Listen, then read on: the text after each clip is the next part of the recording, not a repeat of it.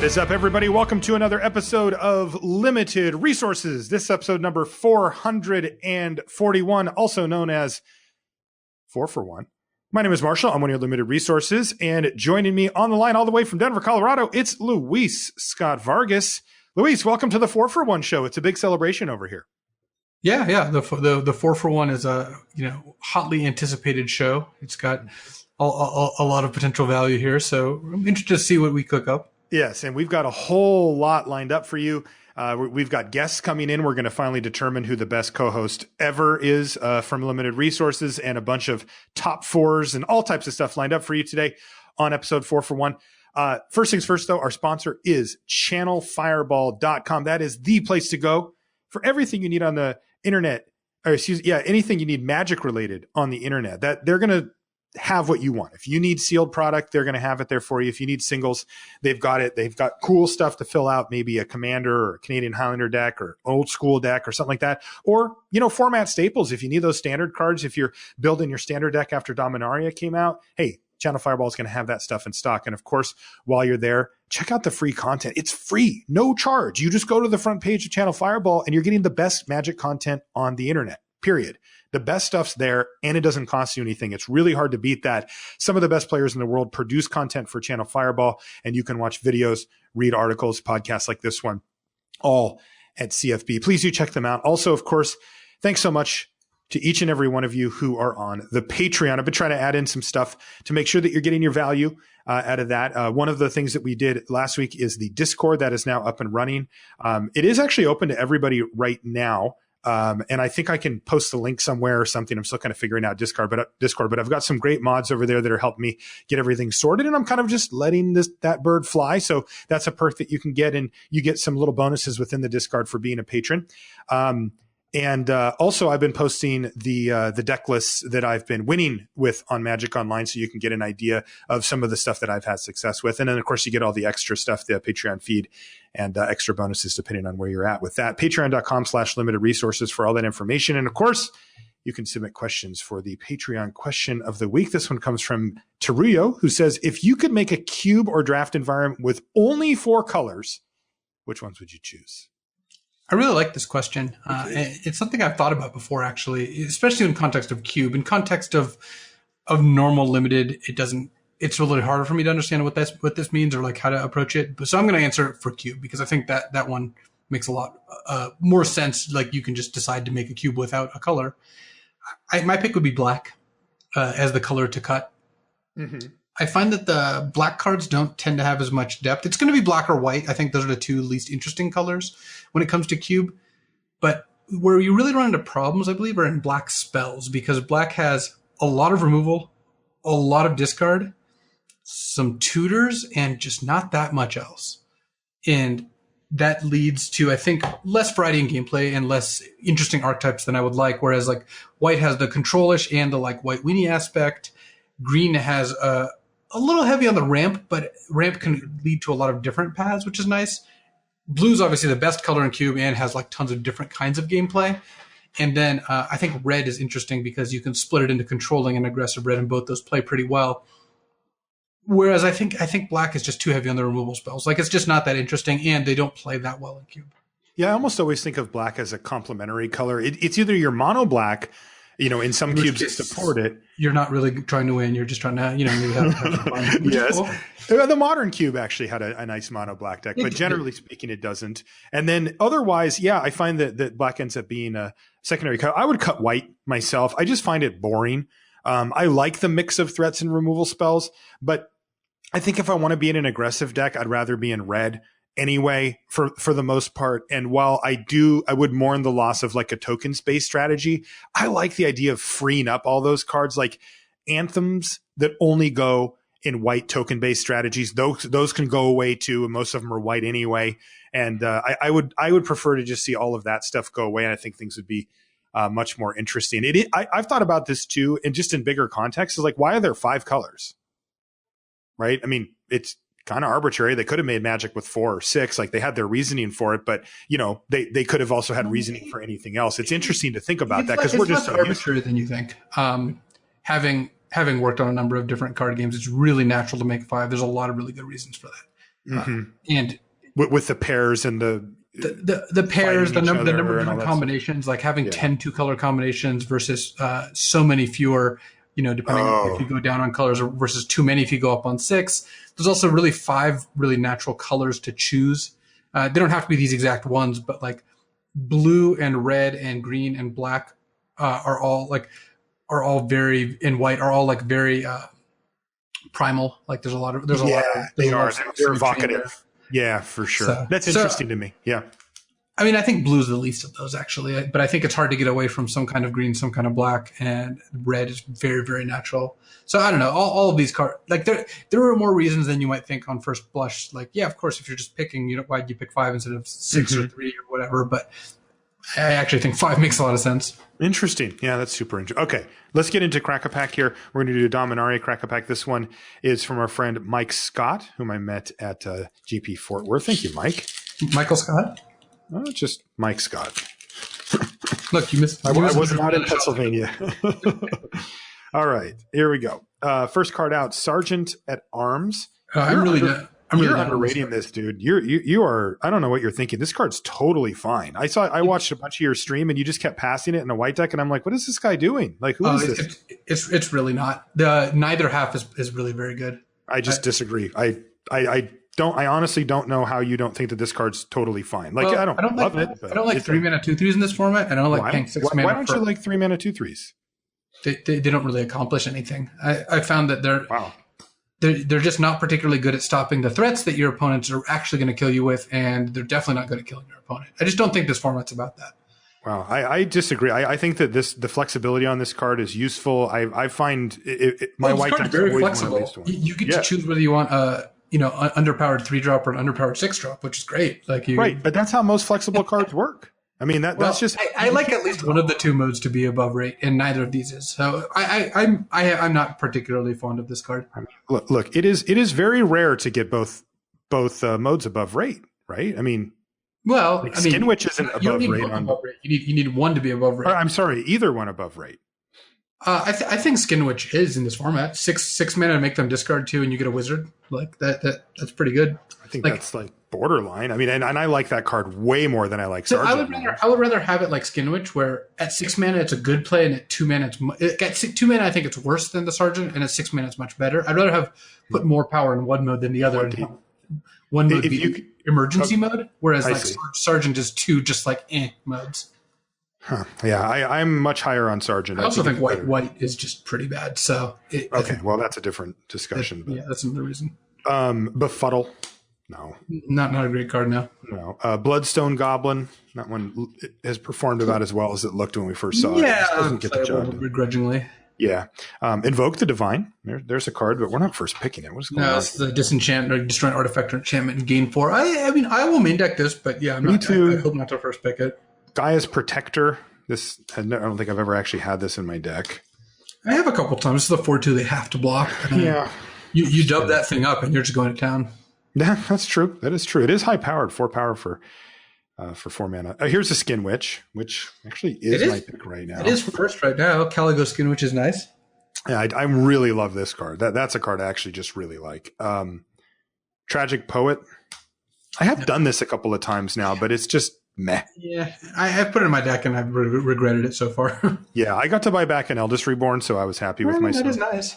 All right, here's a real pick. Yavimaya Sapherd versus Caligo. All right, yeah, this is the 3-mana 2/2 that makes a 1/1 Saproling. This is good. I would take this over the Skin Witch. I think the upside when you end up in the Saprolings deck is really high, and then it's just playable in all your green decks. It's just a fine card.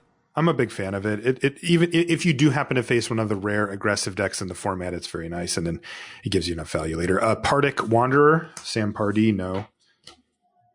Rampaging Cyclops. Where are you at on this one? The 3 and a red 4/4, but if it gets double blocked, it gets -2/-. I would never take it over like a good card. It's right. It's acceptable filler. Like it's worse than Sapherd or Skin Witch in this pack, but it's not hell of a blocker. Yeah, but that's not what most red decks want to do. It doesn't help the Wizards deck very much. It's not particularly great in like the red-green deck that has like Saprolings or ramp cards because it's not really a ramp payoff, but it's also like kind of expensive. So it's a card that doesn't really fit into any of the red decks, even though like the one deck I guess I like it in is black-red removal, where this is a serviceable way to kill them, and it lets you ignore their 3/3s for a while you go about killing everything else. Yeah, it's pretty good. Okay, uncommons. Memorial to Unity. This is the green one, so it's enter battlefield taps for green land, and you can pay 2 and a green, tap it and sack it to look at the top 5 cards of your library. You can put a creature card from among them into your hand and the rest in the bottom. In This might be the best card so far. These lands are, as always, spell lands end up overperforming. Like, Yavimaya Sapphire's right about the border of the kind of playable I would take over a Memorial. I think I would lead with the Sapherd, but it's really close. And if it were me right now, I would take the Sapherd. I think I would agree. But I agree, it's close. I wouldn't be surprised if later in the format we're just taking Memorial over Sapherd, pick one, pack one. Next is Thorn Elemental, 5GG 7/7, and it's a weird card. It has, we kind of dubbed it Super Trample. You may have Thorn Elemental assign its combat damage as though it weren't blocked. Yeah, this card's a fine payoff for ramping. You cast, Grow from the Ashes, and you play this, and one Thorny Boy gets them. But it's not a card I want to first pick, not over Sapherd. No, definitely not. This next one, boy, were we right about this one, Luis? The Flame of Keld. Wait. Let's just say the flame has gone out. Remember all those people that remember when they were remember when they were going at us on social media because we were so wrong about that card and but in this deck and that. I'm just like, well, it's tricky because we're going to be wrong about something every time. I think it's really hard to avoid that. But what the fickle whims of the crowd pick is just really divergent from set to set, and in this case, I would say an above average number of people fixated on Flame of Keld and fell right into the best case scenario mentality and just like, well, what if you use this as just like, oh, it's like a Tormented Voice plus a Trumpet Blast plus maybe it makes one of your burn spells deal too, and it's like you're asking a lot of things to go right for an effect that's not that great. So I have not seen a single deck where the Flame of Keld was good. Yeah, I have had somebody play it against me a couple of times, but it was pretty bad. Yeah, I mean, we'll obviously admit it when we're wrong, which has happened multiple times, but it's not about this one. Our rare is... I am first in line to admit when Marshall's wrong. Like, it's just one of the services I provide. Kazarov Sengir Pureblood is our rare. 5 black, 4/4 flying legendary vampire. Whenever a creature an opponent controls is dealt damage, he picks up a counter, and you can pay 3 and a red, so off-color activated cost to do 2 damage to a creature. Yeah, I'm taking the Sapherd here. I am too. I don't like Kazarov very much. It's a multicolored card that the payoff just not there. So, yeah, I have played Kazarov a few times in black-green ramp decks where I splashed for a mountain, and it was okay. But it's just okay though. It's never been, well, I shouldn't say that. It has been fantastic when I got to untap and blah blah blah blah blah. But 7 mana, it turns out, is a bit too much for what you want to pay for this. Over the course of a draft, like you'll have it be like great once and like bad like 3 times. Definitely, it's just not a really good payoff. No. So, and especially since it's requiring multiple colors and a ramp deck, it's just so much better. Just take the Sapherd. I agree. Yeah, I like the Sapherd here as well, and I have my eye on the Skin Witch and the Memorial to Unity, but I'm on Team Sapherd as well. Okay, so there is our Crack-a-Pack, and that's going to bring us into the value 4 for 1. So first things first, you're getting not 1, not 2, not 3, but 4 co-hosts for one show this time. So we've already got Luis, but we have lined up cameos from Ryan Spain, Brian Wong, and John Laux, the 3 previous co-hosts of the show. And we're going to show you those in just a second. But first, I have to tell a short story here. Luis, I was talking to somebody at a listener of the show at a GP. And, he was saying, oh, I've listened to the show forever. I love it. I listened to it on my way to work. Thanks so much. I'm like, hey, you're welcome. Great to hear it. Really nice guys chatting with them. And I mentioned Ryan. And I was like, he's like, oh, who's Ryan? And I'm like, oh, he was the original co-host for the show because, that was a while back now. So it's not uncommon for people to not remember who Ryan was or not have been listening during that time. But he goes, oh, I didn't know you had any other co-hosts. I'm like, oh, we've hit that era, have we? Yeah. I mean, I guess it's been over 3 years at this point. It has. Yeah. So, and when I thought about it, I thought, oh, it actually does make sense, but it is funny to me because it doesn't feel that way to me at all. Like I said, last time we brought this up, I still feel like the new guy. So yeah, me too.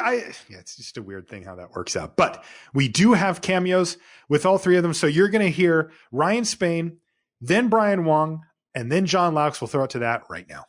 All right, so welcome back on the show after a very long hiatus. Well, actually, you've come back a few times. It's Ryan Spain, original co-host of Limited Resources. Ryan, how are you, buddy? I'm great. How are you guys doing? Oh, pretty good. Just, enjoying our 4-for-1, our pure value episode. It's hard to get much higher than I think 4-for-1 is the limit. Like, if by some miracle the show makes it to episode 541, I don't think we're going to do a 5-for-1 episode because I can't even think about like a. You just have to do a bunch of wraths. Yeah, it's just a bunch of nonsense until like you that. finally get to episode 641 and you can talk about Hex. Okay, yeah. So Hex work, but no, there's no way we're getting to 640. Yeah, no, that's not happening. That's ridiculous. All right, so Ryan, this is how this is going to go. We've got questions for you. We've got 3 questions. First one, how's life been since you were last on the show? It's been pretty good. You know, life throws you curveballs. There's ups and downs, but I feel pretty blessed throughout it all. It's going well. Family's great. Job is super interesting, and friends are wonderful. So. Give us a little Rocket update. How is old Rocket doing? He's old. He's an 8-year-old dog now. So he's still. If I had to design a new card around him, he might not be red, 0-1 haste, 9-1. Can you tell us? Can you teach old dogs new tricks?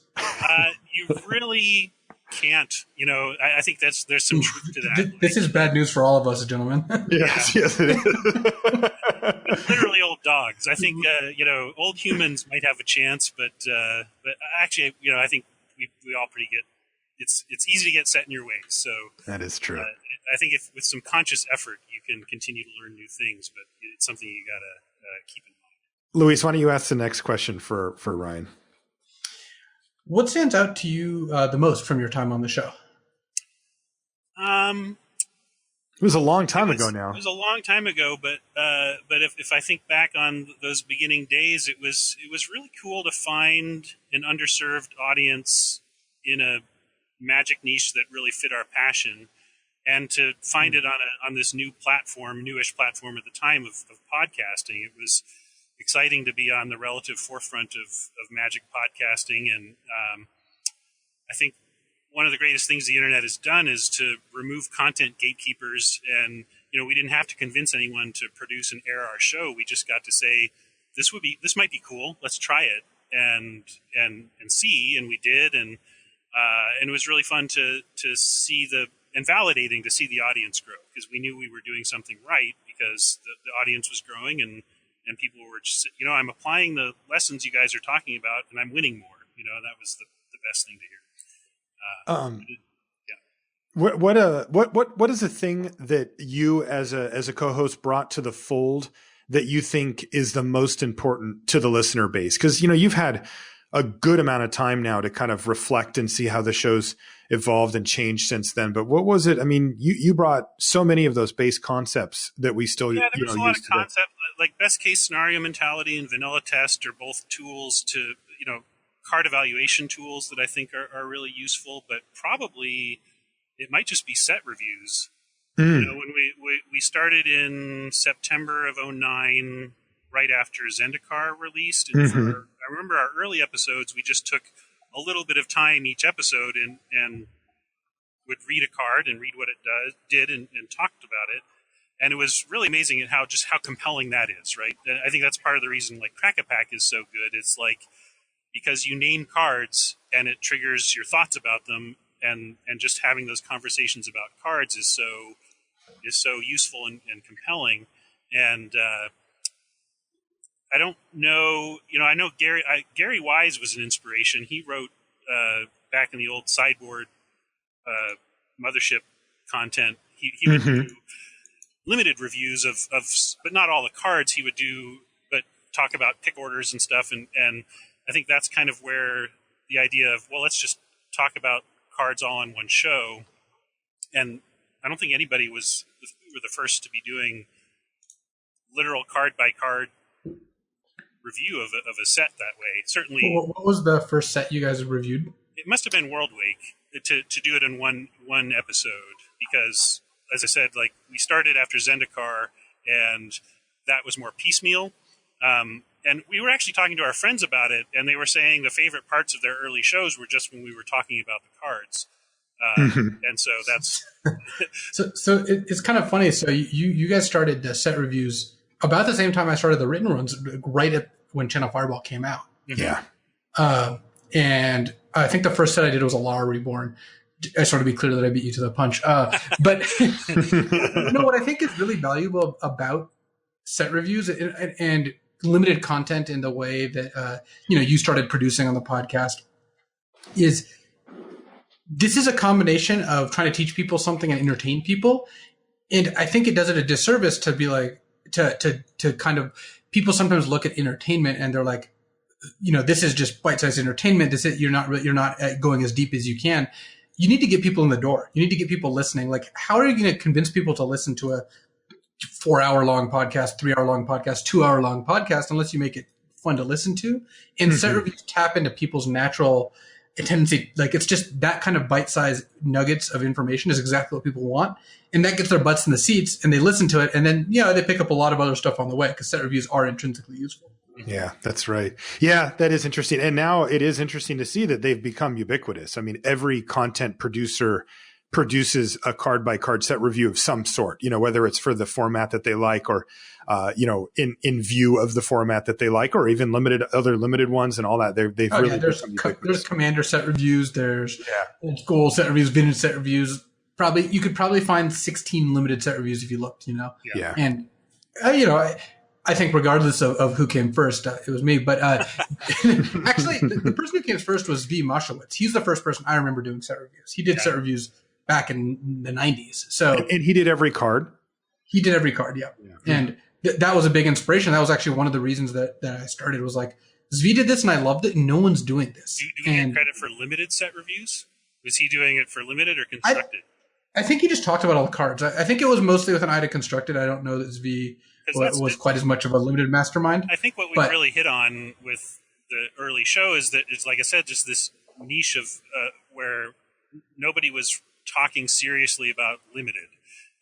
Most of the content was understandably about constructed, but it wasn't where our heads were at. So, the limited angle was important. I do love that other games have adopted the vanilla test now. So, they'll talk about that on Hearthstone and other... they do. Yeah, so I think that's cool.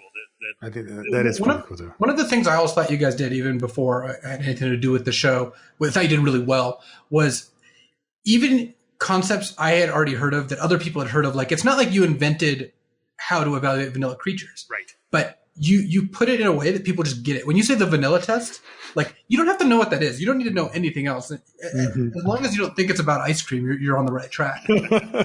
Yeah, but then somehow you show up and now it's Uber theory. Well, so look, that is... So as much as I think this stuff works and is important, like packaging really does, again, really does get people to listen. It's the reason that list articles are really good, even because I think bad list articles are bad. You won't believe it on number 3 and it's just all crap. But good list articles are actually a way people want to digest information. There's a reason they're successful.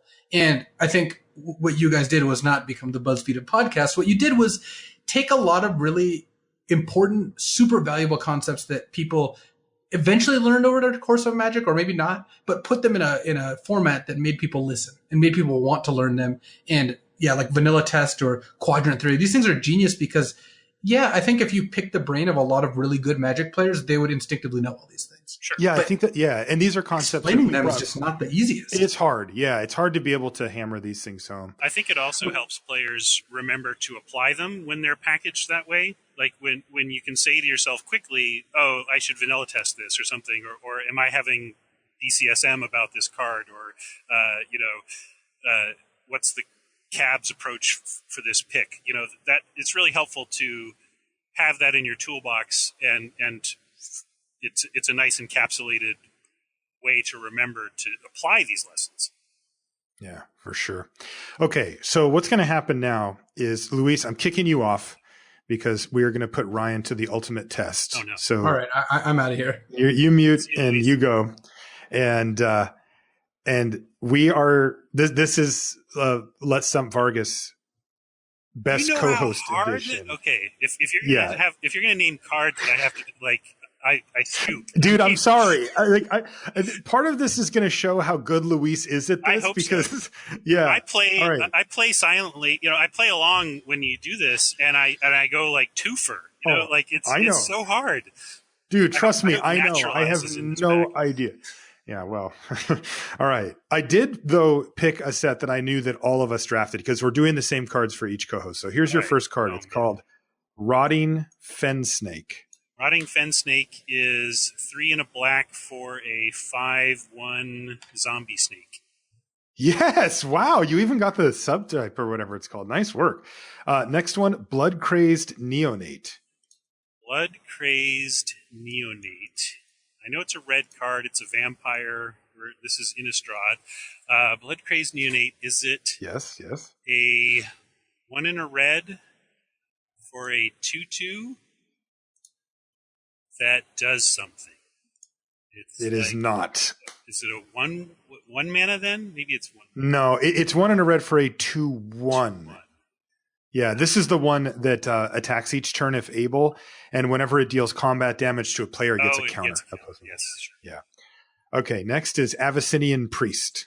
Abyssinian Priest is 1 and a white for a 1/2 with 1 tap.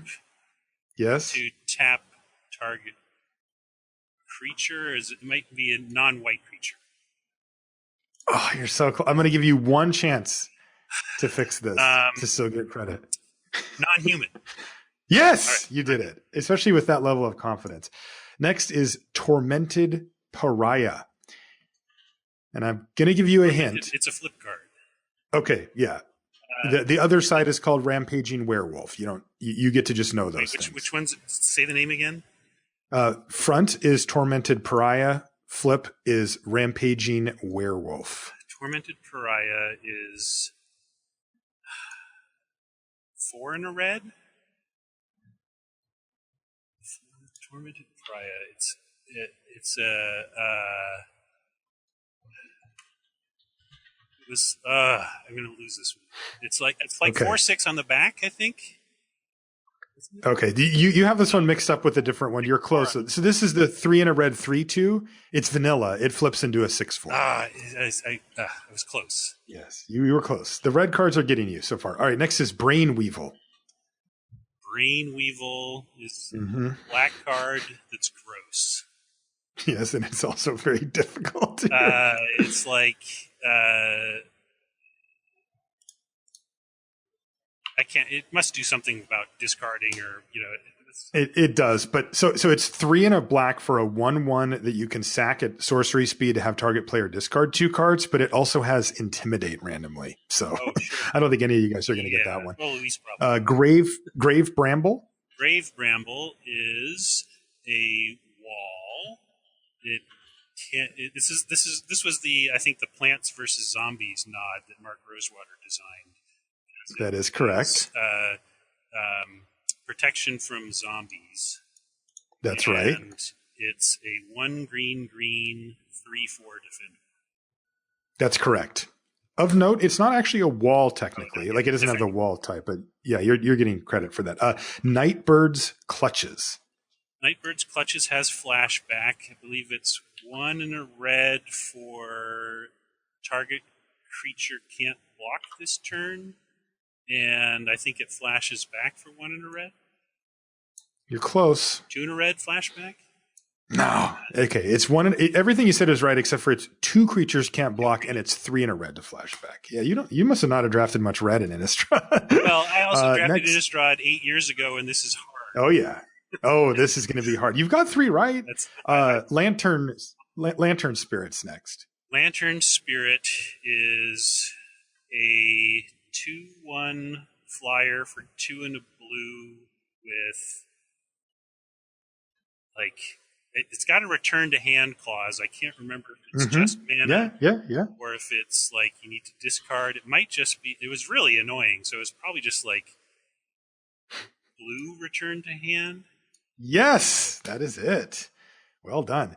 Talk about annoying. Butcher's Cleaver. Yes. 3 mana for an equipment that gives +3/+0, and if it's human, lifelink. And that is correct. Equip cost is also 3. That is right. Nice work. And your rare is Back from the Brink. Back from the Brink is 4 blue for an enchantment. Oh my God, yes. Says during your... Maybe you'll give credit on this. I can't remember exactly how it works, but I know that you can basically... It allows you to flashback creatures. I just can't remember if there's a limit on the number per turn, if like it's once per turn, or if you just get to flashback. I'm going to go with you just get to flashback creatures, basically. Yeah, I mean, I think I want to give this to you. So basically, they translated that into rules text. You exile a creature from your graveyard and pay its mana cost. Yeah, I mean, I was short. And then you get a token of it. Yeah, that's what I was saying. The only other nod is that you can only do it as a sorcery. But I'm still giving you credit because I like you. So that is 1, 2, 3, 4, 5, 6. Correct for Ryan Spain. Wow, you went 6 and 4. I mean, dude, that's a pretty solid baseline. We'll see if any of the other co-hosts can beat you. Ryan, thanks so much for taking the time to come back on the show. Hopefully we'll hear from you again soon. Thanks for having me back. See you, everybody. All right, back in action after quite a hiatus here. It is B. Wong. Brian, welcome back to the show. It's great to have you back on, buddy. What's going? Where am I? I'm so confused. You just got zapped back to about 3 years ago, and you're back on limited resources. Oh, wow. It's still, we missed you, dude. And a lot of people, have been asking, we want B. Wong back on. And I'm really glad, even if we only have you for a short period of time this time, to have you back on, man. How you been? I have been good, and the listeners will regret asking for me back. All right. Well, they've got some questions for you. First up, how's life been since you were last on the show? Oh, it's good. I've been, since I've broken free of my shackles of magic, I've been experimenting with all sorts of different games, all over the online card game universe, just like poking my head here and there, and you've been just really enjoying it.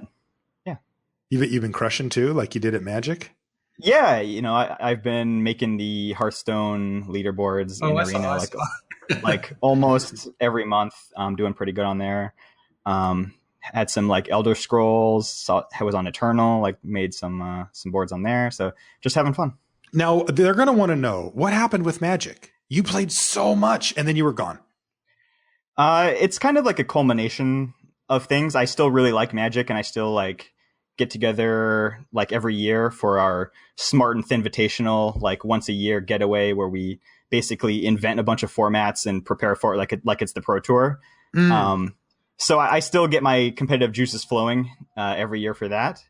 But there's a couple things that really have kind of like diminished Magic for me. And I'm not necessarily even saying that they made a mistake by making these changes, but changing the PTQ format and the pre-release format, both moving into stores, primarily for smaller events. And while I think that's a really smart move because stores are the lifeblood of Magic, like I really enjoyed, hitting that convention hall and seeing 300 of my favorite Magic playing buddies in one place. Yeah. We did give up something with that change, didn't we? Yeah. Yeah. And then also, you were kind of a PTQ end boss for sure. And now it's more flat, right? You have to go out and grind these smaller kind of, PPTQs to try to get to the bigger one. And then sometimes that involves travel. And you've never really been a big fan of traveling for Magic anyway. So makes sense. Yeah. I mean, for me, just the fun of road tripping, to Vancouver or Portland with my friends. And even if you didn't win, even if you didn't take it down, you still like really enjoy your time there. And for me, like going to a store and having like maybe 30 people there playing a sealed deck tournament, and that's fun, but it doesn't really get my competitive juices flowing like that, 250, 300 person event. And for me, it wasn't really ever about qualifying for the Pro Tour. And I have qualified a few times and I enjoyed that aspect of Magic. But to me, it's just the competition of like 300, players all trying to take this thing down. And I just love that type of event. That's what I remember about you in our local tournament scene the most is like, I remember when you were playing against GCB at a PTQ, and GCB really wanted to get on the Pro Tour and you're like, I want that trophy. I want to you. I want to send you back to Portland in your car sobbing, because you were. I have really fond memories of playing those big pre-releases of the PTQ era that you're talking about. And for different reasons, I stopped doing those things because I didn't have to PTQ anymore. But I think I would have been. I think I have a very similar philosophy to you, Brian. I would have missed that a lot if that was like how I wanted to interface with Magic, and that it did kind of go away, which is a shame. Yeah. Luis, why don't you get the next question for us? Yeah. So Brian, what stands out to you the most from your time on the show? Oh wow. I think like the very first time that I that I met a listener that had listened to the show, and it was Kale at Card Kingdom, and we were playing a Modern Masters event, and she just had this super sweet Giants deck that I had just like explained how to draft or how to build like the week before, and then she crushed me with it and was like, "Oh, thank you, that was very helpful." And I was just like, "Wow, like my advice like is working." Like people can actually, it's actionable. Like people can actually turn that into success. But also like, I felt like a little bit like I was losing some of my edge because all of a sudden, like everyone can do what I want to do. But that was just really thrilling. Like, finding out that what I was doing was working. Someone actually listened to you. Human beings actually were listening and understanding what you were saying. Yeah, and being able to actually put it into action, like because there's the entertainment version of the show and then there's the education version of the show, and I think we were successful with both. But that was just the first of like many interactions with listeners that gave me stories about something that they took from the show and how they turned that into success, and that was really cool. Because I've been talking to people, giving advice about Magic for 20 years. Or whatever. I mean, you were the guru for the Pacific Northwest, and people would go to you for that kind of advice. Right. So I had plenty of experience doing it, but it was always like one-on-one. And this is my first opportunity to just, blast it out there and really help a lot of people. And I love the teaching aspect of it. What was the thing that you brought to the fold that you think is the most important to the listener base?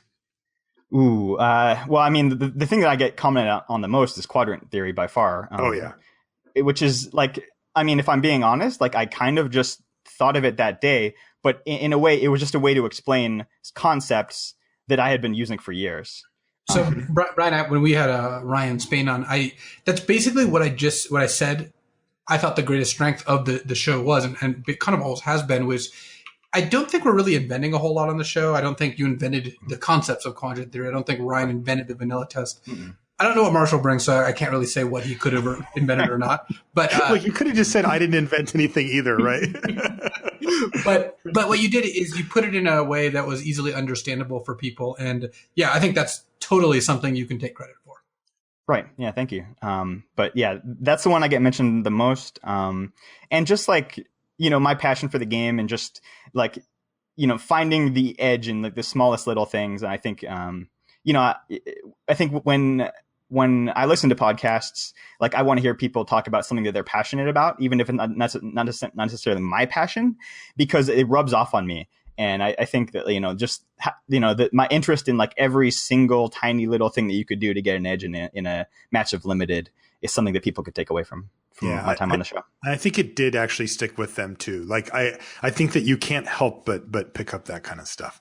Okay. It is time. Luis, you know what to do. All right, I'm out of here. Mute your mic and then put your headset down, because he doesn't get to hear this part, B. Wong. So we're doing a Let's Stump Vargas to see who the best co-host ever is. And so what you have to do is I'm going to be naming you cards. You get no pictures. You just have to tell me what the cards do. Like an oracle text, or just like a general, like what it does? I get to be the judge of it, but I'm pretty lenient. So just, like you don't have to tell me like the literal. So our first one is Rotting Fen Snake. By the way, these are all from the same set, if you happen to know what set that card's from. 3 in a black, 5/1. That is correct. Abyssinian Priest. 1 in a white. Mm-hmm. And I will tell you when you're right too, by the way. 1 in tap target non-human. That's correct. That's right. And then I think it's a 1/2. That is right. Ooh, 2 for 2 for B1. Okay. I like that. Next is Tormented Pariah. And there's a clue here because it does have another side. It's Rampaging Werewolf on the other side. Ooh, I think you might have stumped me with this one. I would never get this one. Can you give me the name of the other side again? Yeah, it's Rampaging Werewolf. Pretty basic names. 3 and a red, 3/2. Yes. Okay, and then so obviously, so it's a werewolf. So Yep. if no player played a spell, it flips. Yep. And then it flips into a 6/4. Yes. Oh my God. Be wrong. Killing it. Next is Grave Bramble. Grave Bramble. 1 GG. Right. It's a defender with protection from zombies. That is right. And it's either a 3/4 or a 4/5. And I'm going to say 3/4. That is correct. 4 for 4 for B Wong. All right. Next is Nightbird's Clutches. 1 in a red. Up to 2 target creatures can't block this turn, and flashback for 3 in a red. Sorcery. What speed? Sorcery. That is correct. Oh my God. All right. Now I think this is either the hardest or the second hardest of the bunch. Brain Weevil. 3 in a black, 1/1, intimidate. Sacrifice at sorcery speed. Target player discards 2 cards. Oh it's a my 1/1. God. You are snapping it off. Blood-Crazed Neonate. Ooh, okay. Red for a 1/1? Negative. Yes, I know what card you're thinking of. Yeah, I'm thinking of a card that's from Darkest. It's also a neonate. Yeah. This one is different, though. So this one is the 1 in a red 2/1 that must attack. Yeah. And when it hits with the vampire ability. Yeah. Exactly. All right. Next, Lantern Spirit. Lantern. By the way, we're into uncommons now. I took out some of the cards. We have 10 total. You've got 3 left. Okay. This is a flying creature, obviously. It is. Which spirit is this? Is this the 2 in a blue 2/1? Yes. It has flying, obviously, which I said, and I think it has blue, and I think it's return to your hand. Yes, that is correct. Oh my God. All right. This is so sick. Butcher's Cleaver. Okay, this is an equipment for 3. The equip is 3. Each equipped creature gets +3/+0, and if it's a human, it also gains trample. Oh, so close. No, really? It gains lifelink. Oh, I knew that. Yeah, because I'm associating it with the Lockstone Warhammer in my head. Yes, exactly, which is lifelink and trample. Yeah, right. I would have got that if I thought about it a little bit longer, but that's my bad. Here's your rare. Okay. Back from the Brink. Back from the Brink. Is this the blue enchantment? It is a blue enchantment. Does it cost 4 UU? Yes, it does. Okay. And then I believe it has the ability... you can tell me what this does if you'd like as well. The wording's actually kind of finicky, but if you can tell me what it does, that's also fine. I think you exile a creature from your graveyard to put a token into play with its power and toughness. That is true, but there's a little more to the cost. Ooh. More than just exiling. Yeah. Oh. Do you have to... I'm guessing you have to pay the mana cost? Yeah, that's exactly it. Okay. And then you can only do it at sorcery speed, but I don't really care about that. Right. Wow, buddy, you went 8-2. This just reinforces my thought that I'm going to be on my deathbed and there's going to be about 13,000 magic cards that I'm going to know, picking up about 90% of my brain space. Oh, buddy, I feel you there. I think I'm going to be in the same one because I have to memorize all these cards to be in the booth. B. Wong, thanks so much for taking the time to come back, man. It was great to talk to you. It was great, and I really look forward to the sign-off later on tonight. Oh, no. And back in action, it's the Lauxbot himself, John Laux. John, welcome back to LR. What up? Thanks for having me. Dude, how you been, man? I've been good. I think I've moved twice since I last talked to y'all. You have. Yes. Wow. Yeah. You've been a busy boy for sure. And that actually brings us to our first question, but how's life been since the last time you were on the show? It's been good. I mean, it's had its up and down, but I'm pretty happy with where I'm at. So where did you end up? You're down in Southern California? Yeah, I'm in Los Angeles. I think I went from Wizards to Constructed Resources. Sorry about leaving Constructed Resources. It's okay, John. I still have guilt about that. No. But we're good. And then I went to Drawforge for a while, and then I went to San Francisco and worked at a startup there, and now I'm in Los Angeles. Nice. So it sounds like you've been pretty busy, but you like where you're at? You enjoying the sunshine down there? Yeah. I walk to work. I walk everywhere. I got rid of my car, so I'm kind of a hermit, but I enjoy it. You got rid of the Donkmobile? Yeah, it's the Donkmobile. Well, my parents actually have the Donkmobile. It's gone full circle back to from whence it came. The good old Don K will buy it back from them at some point, I'm sure. Can't believe you remember the Donkmobile. Yeah. Luis, you got a question for John? Yeah, John, what do you think? Sorry, I got lost in my own head here.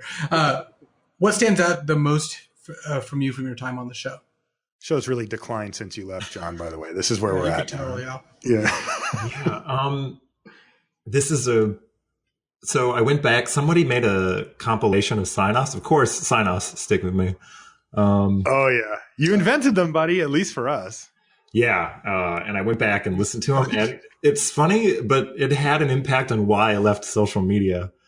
Because I listened to these. Well, I went back and I'm like, man. I kind of want to hear this. Yeah.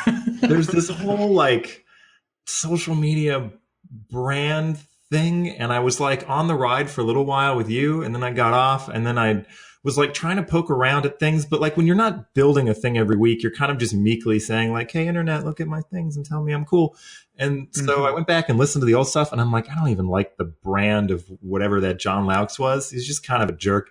I mean, it was a character in a way, but it was also me. And anyway, it all got weird and existential, and so that's what stuck with me is going back. I'm like, man, I'm glad I got a taste of that, but I don't know. I don't want to keep on that. So it's nice to prefer to live kind of a smaller, less exposed lifestyle. Well, yeah, at least now, like, because you're also like a big attention person. I know. Well, I think that's what John is saying is that it seems like that need is in conflict with how you wanted to be in some ways. Like this was dictating your behavior a bit much. I don't know. That's what it sounds like. Yeah, and I'm happy to ask for attention when I feel like I have something worth paying attention to, but just kind of meekly throwing noise out there. I'm like, no. I'm going to come back when I have something, or for a reunion show or whatever. So hi. Yeah. Okay. Next is what's the thing that you brought to the fold that you think is the most important to the listener base? Oh man, is this the sign-offs again? I mean, certainly the whole like general. I think the general attitude of like the goofiness and the fun that we had with the show, and we were willing to do like I think a little more gimmicky things. Definitely, yeah. I mean, I remember the thing that stood out to me, that you brought was a really alternative viewpoint. Like you were very willing to push the boundaries, not just with the show content, but also just with limited. Like you were much more willing to draft crazy decks. I mean, I remember when we did our cube show, you talked about just drafting 5-color decks and like, you saying your perfect mana base was like all dual lands and like one of each basic. Like that's how you did it right, and at the time that was like pretty far out there, and you always were doing that in any of the formats that we covered together. You were always looking to push those boundaries. Yeah. I remember John's early articles, actually. You were not afraid to be wrong. Let's just put it that way. I think that's a great quality in someone who's trying to teach something. I mean, as long as you're good at admitting when you were wrong. But I think that it is cool because a lot of people are not ever going to, go past their boundary of like 14 creatures and, is 4 removal spells and 2 combat tricks or whatever the recipe they think is right. Mm-hmm. Yeah, I remember one of the not being afraid to be wrong. Yeah. Like one of the things that happened that was interesting is that you and I would disagree a lot on the show, and people loved that because when Brian came on, we didn't really disagree that much, and Luis and I don't either because like all three of us are kind of a really similar like baseline mentality that tends to lead us to similar conclusions. So sometimes they diverge, but you had just a different take on everything, and it led to us, going, no, come on, like a lot more, than we do now. Do you remember that? It's funny that the blue instant that's like bounce the thing with flashback for white from Innistrad. I remember. Arguing for like 10 minutes about that card. I remember it. Yeah.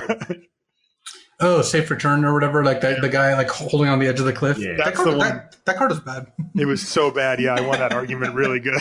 Yeah. John loved it. Although, yeah. Actually, the best thing I probably brought to limited resources is Brian Wong.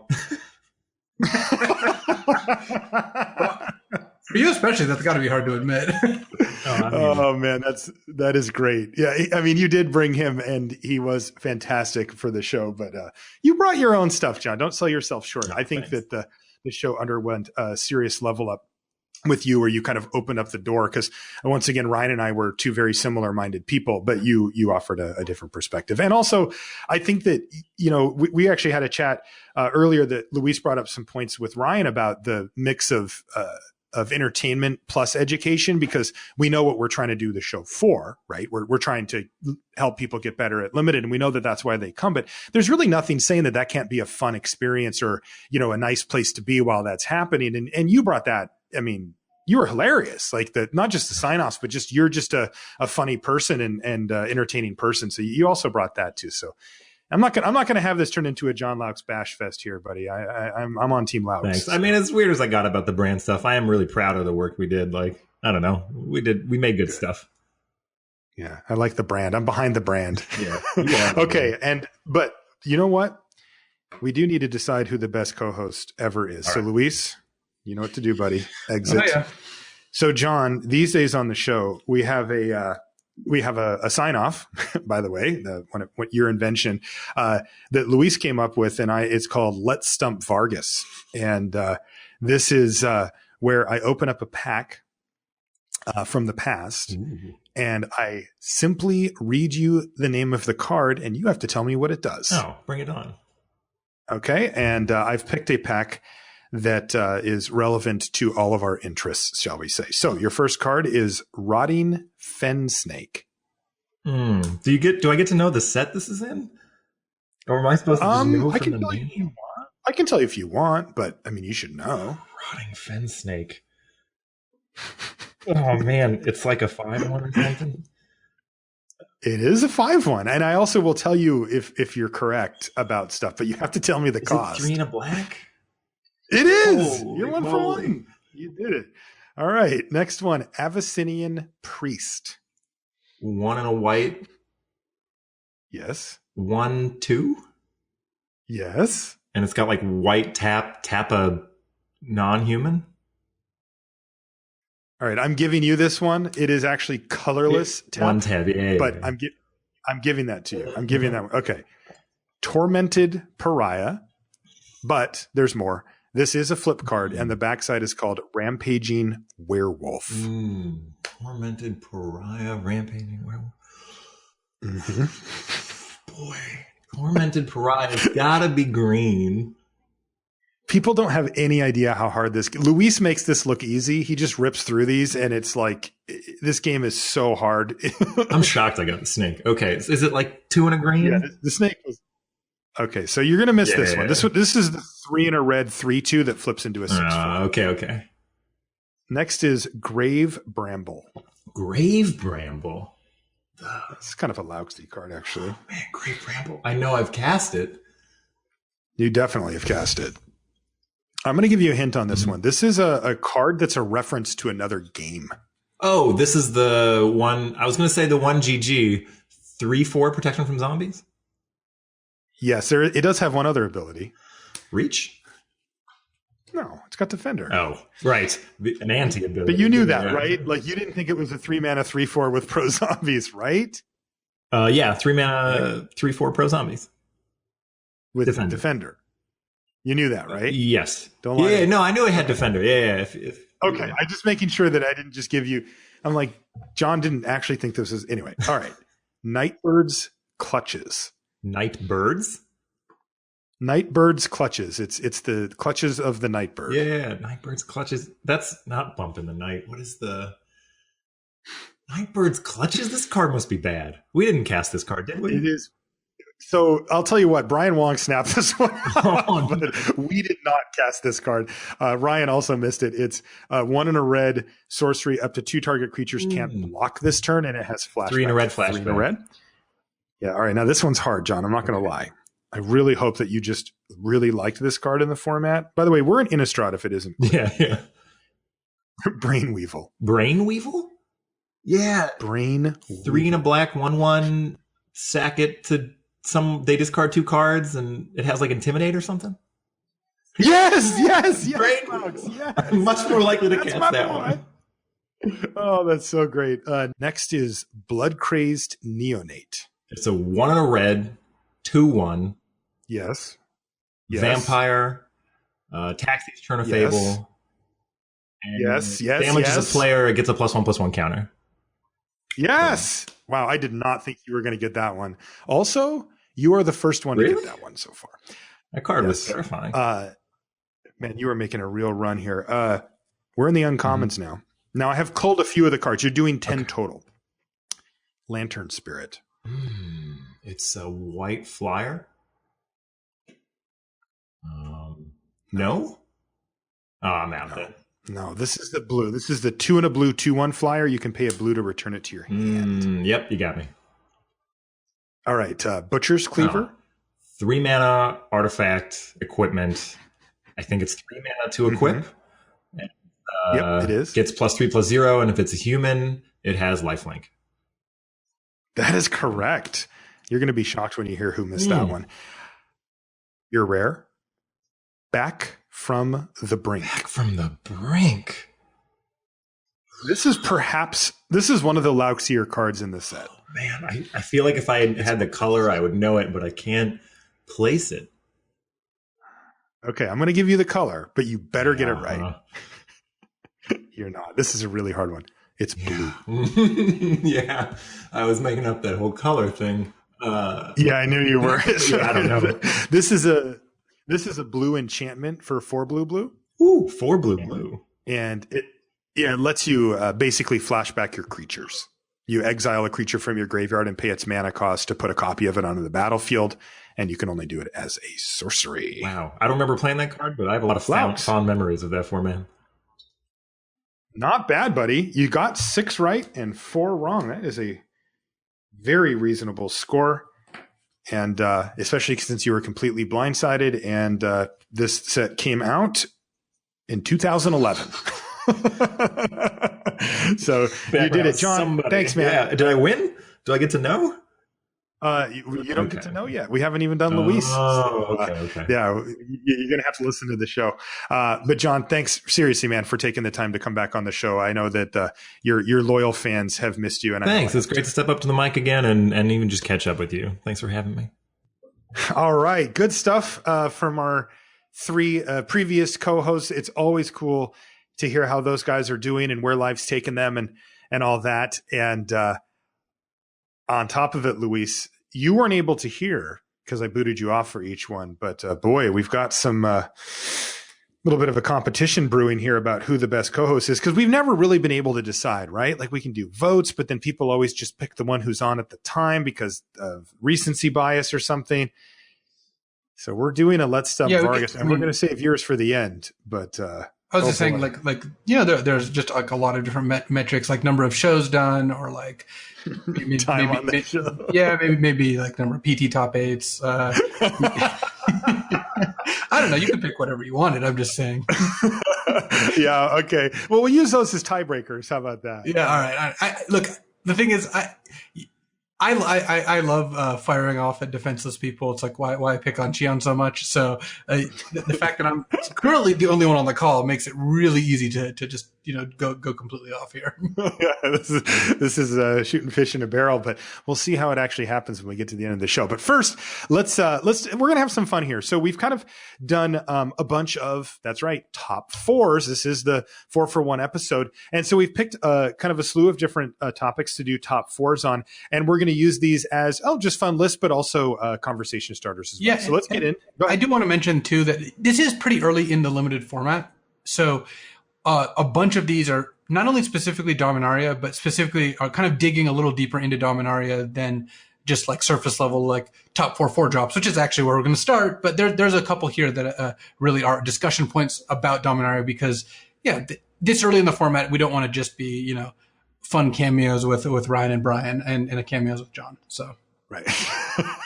God, you are slinging fire. All right, bring us our first top four. Top four drops in Dominaria Limited. So number one, I've got Karn, Scion of Urza. Just the fact that Karn is colorless, and the fact that Karn is incredibly powerful. Like, not only protects itself, but also just filters through your deck really quickly. It makes Karn a pretty easy windmill slam. Followed by another colorless card, Icy Manipulator, which is another card which I'm happy to first pick.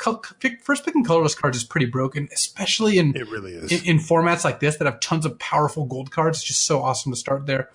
Icy just locks down their best threat and really owns equipment, which there's a bunch of good ones in the set. Mm-hmm. Next up, we have Phyrexian Scriptures, which I'm not confident about the next couple because there's just a lot of really powerful 4-drops. Like, we left Helm of the Host and like Josu Vess off the list, but we've got Phyrexian Scriptures, Suspend 1 Wrath, or actually Plague Wind, that you could also play around with a couple other ways with cards like Rona.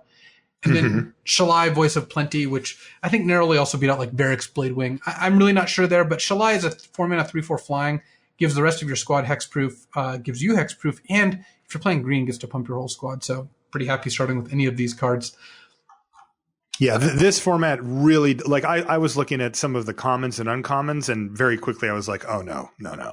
Those are not going to be making, we're not going to see Eviscerate on the top 4 drops here. But I think the thing to take away from this list is the colorless aspect that you mentioned, because that actually tells you much more accurately how to accommodate, how highly you value these, because these type of lists are more for fun, right? Because when do you have to pick between these two cards? Effectively never, right? So these arguments don't really hold up. Like, what would you take? On average, maybe once or twice per format, if you draft a decent amount, you'll see a pack with Icy in one of the desirable rares.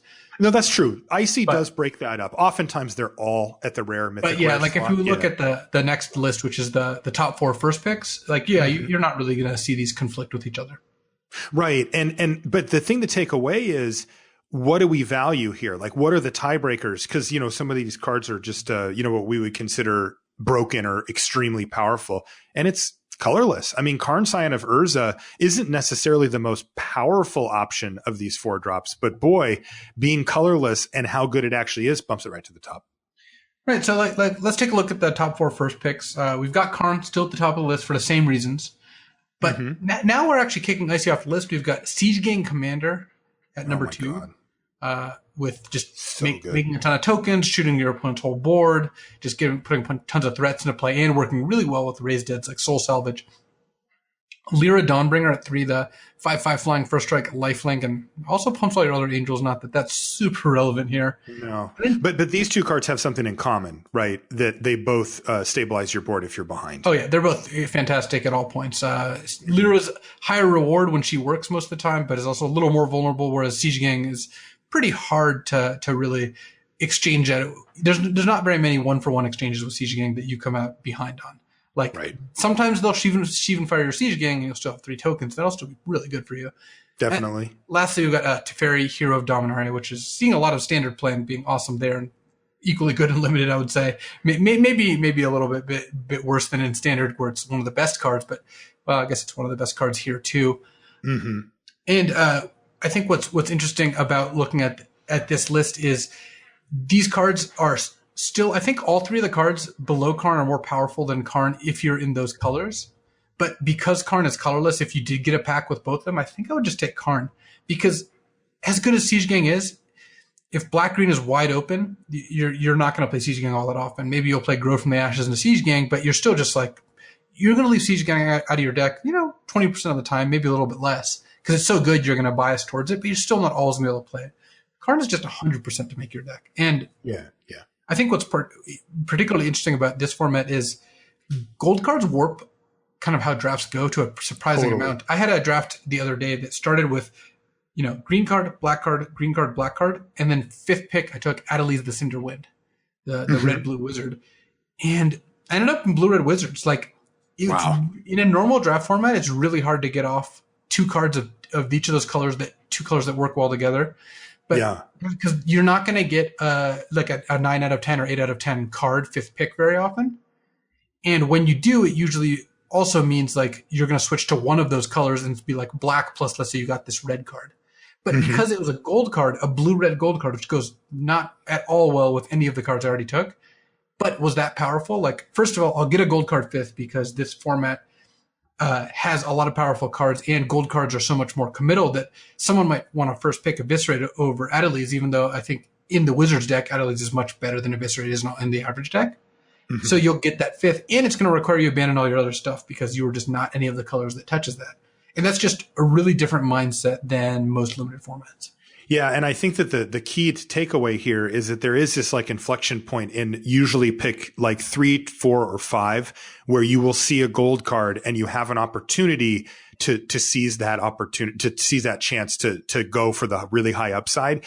And that informs why we like these colorless cards, because the one where you open up, you know, whatever Varric's Bladewing and you take it, and then you take, you know, another card of whatever color, and then third or fourth pick you get a non-red gold, you know, powerhouse card, is a little awkward because you probably are going to have to choose between one or the other if you're going to take that gold card. You might not even take it for that reason. But if you take Karn or Icy Manipulator or Helm of the Host or whatever first pack, and then you pick a card of a color, and then third pick you get Adeliz the Cinderwind, you can just happily say, okay, I'll take Adeliz now, yeah. Right? And you are so much more able to switch into it from that position. And it might be 5th pick like you experienced, but anywhere in that 3rd to 5th range, it's so powerful to have the option of scooping up those gold cards, because that's where those go. That's where people, you know, solidify. Look at a lot of what we're talking about. We're like, we don't want to take the gold card first because it's committal. And the first couple of people might take that. But that actually flips when you see it 3rd or 4th, because you know that those people who passed it understand what it means to pass it. Mm-hmm. And all of a sudden, it's good to commit. There's actually an advantage at this point to now lock in these colors. Or at least that's when that happens, right? So it's really powerful to pass gold cards for colorless cards in the beginning, and it's really powerful to take gold cards in the middle. And kind of figuring out that dance is going to be really important for this format. All right, what about the commons in Dominaria? We've been talking about the extreme high end of the format. Yeah, what about the cards you'll see in, you know, every draft? Yeah, the ones that, you know, people that are luckier than us. From the top down, I've got Sheevan Fire as number 1. Mm-hmm. I think just the fact card is unreal, that it's a good tempo play at 1 and kills a lot of stuff, but also kills pretty good mid-sized creatures at 5 mana.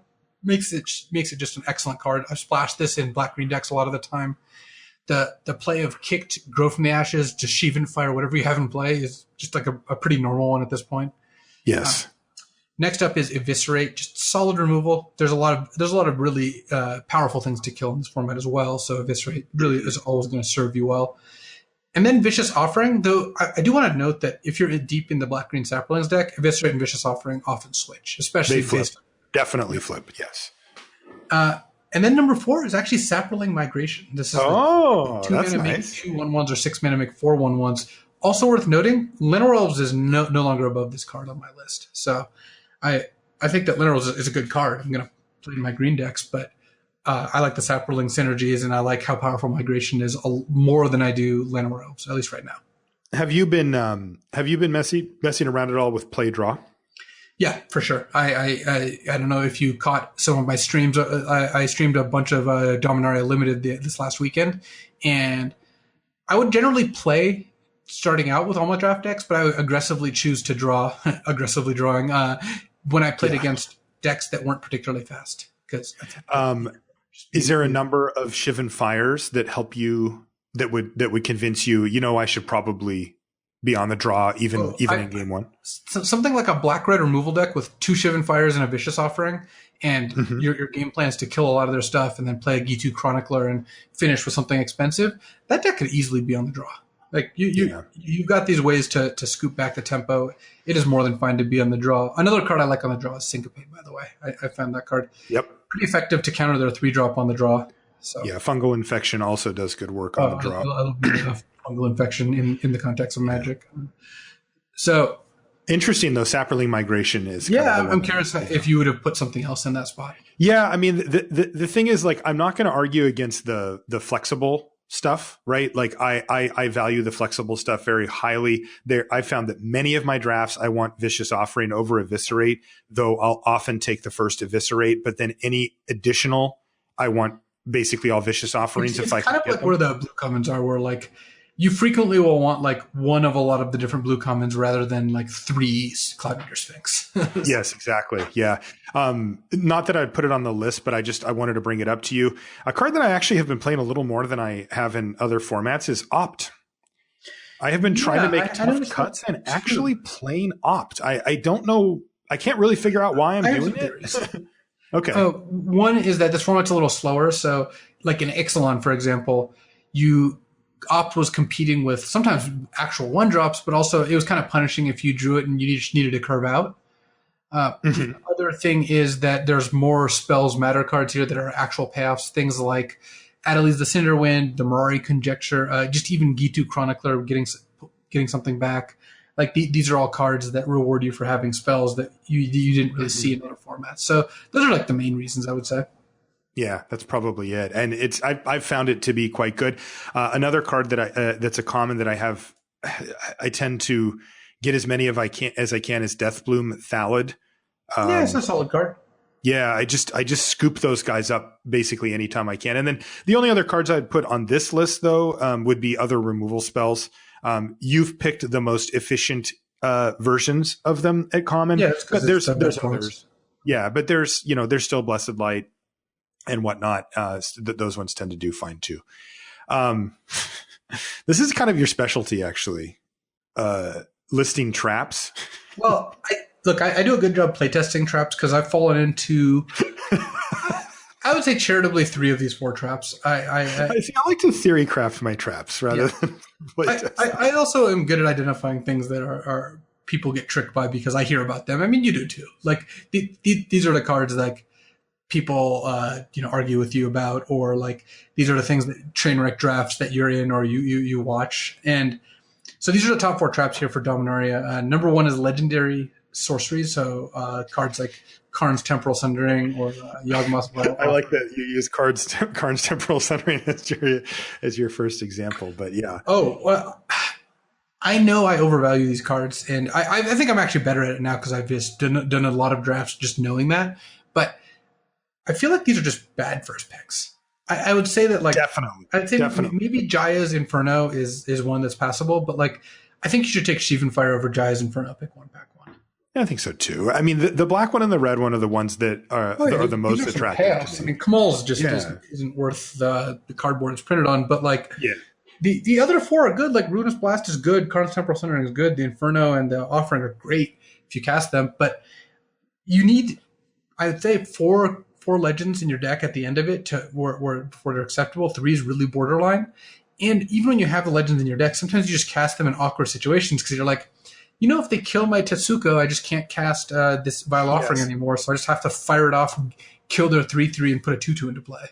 Yeah, and you almost feel relieved, right? That you were at least able to put the damn thing on the stack. Because I tell you, we talked about this during the set review, and it has come to fruition that the legendary creatures that you have are lightning rods. Like there's just so few of them that your opponent's like, yeah, whatever, you can just have that. They will kill it if they have the chance. Especially even once a 2-drop like Tetsuko. Yeah. And if you play one of your really good expensive ones, I mean, they're obviously going to kill it, right? It's one of your bombs. A 6-drop that you need to have another one of your 6-drops in play to play is just not a good card. So I think the legendary sorceries are a trap because they're so appealing and so powerful, but they really don't pan out.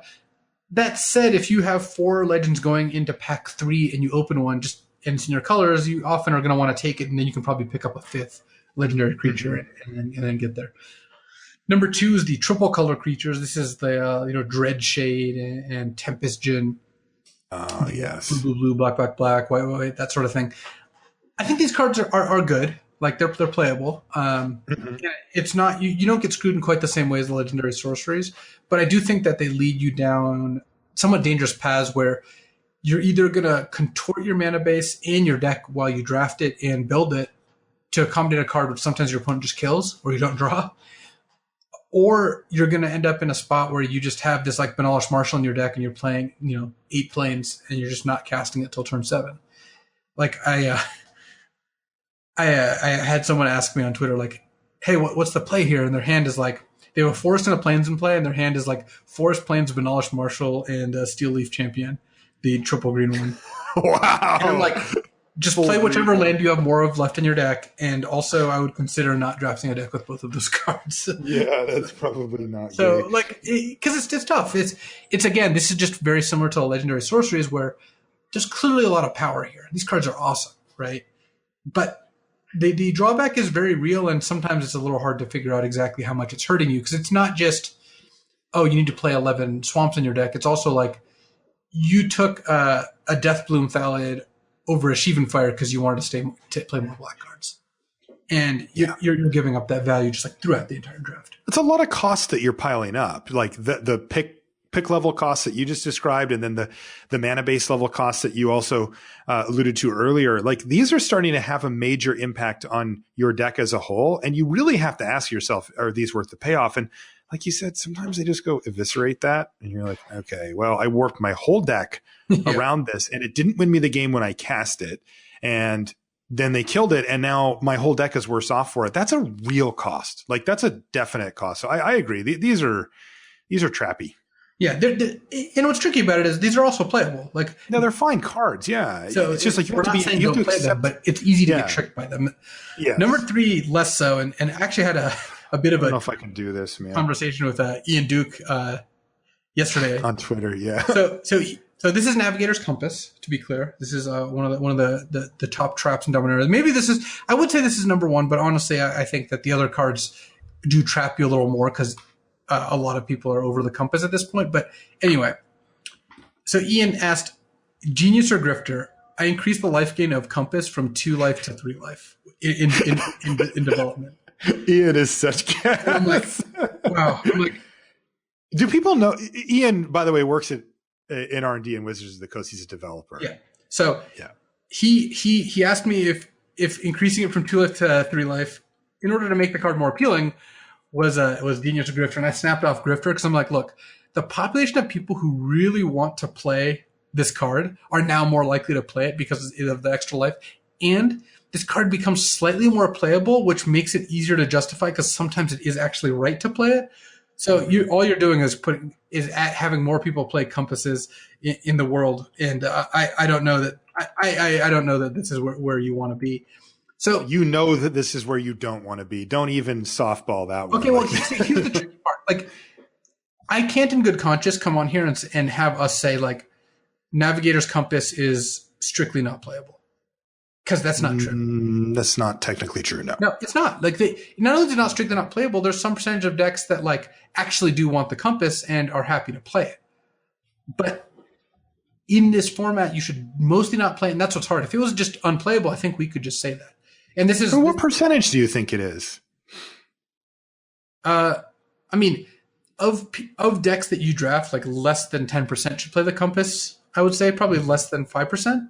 Yeah, okay. But the tricky part is that's just a random sampling of decks. If you draft a deck that kind of attempts to harness the power of the Compass, you can start there a little bit earlier and end up in a spot where you actually do want the Compass and you can build around it. So it's not straight up like at the end of the draft, do I want Compass or not? It's like in the middle of the draft, you can kind of figure out where you're going.